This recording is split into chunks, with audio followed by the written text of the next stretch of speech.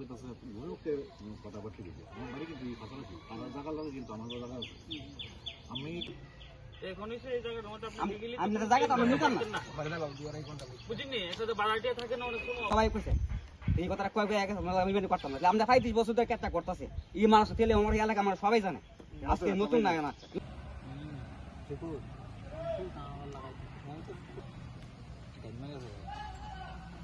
আমাদের পৈতৃক সম্পত্তি এই জায়গার অরিজিনাল ওনার হইতেছে আমার ঠাকুরদাদা সারদা চরণদেব। এটা যখন ফার্স্ট সেটেলমেন্ট অপারেশন যখন হয় তখনও রেকর্ড অফ রাইট ওনার নামই ছিল, এবং পরবর্তী সময়ে যখন রিসেটেলমেন্ট অপারেশন হয় ওই সময়ও record of right was in favour of Sarada Charandev. উনি এক্সপায়ার করেন 1975।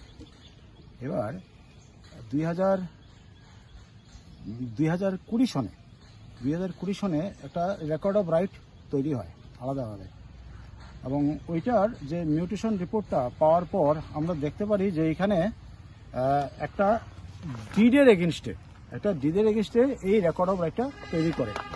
ডেট নাম্বারটা হইতেছে আপনার 1/160 ডেটেড 11th of March 1988।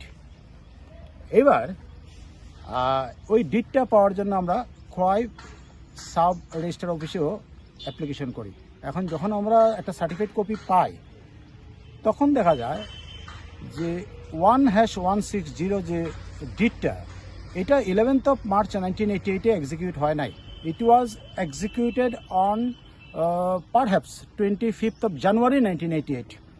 এবং শুধু এইটুকু না, ভেন্ডর বা ভেন্ডি কেউই আমাদের যে সংশ্লিষ্ট যে জায়গা এটার যে সারদাচরণ দেব বা জবাদেব কেউই নাই। এটা সম্পূর্ণ একটা ভিন্ন একটা ডিট।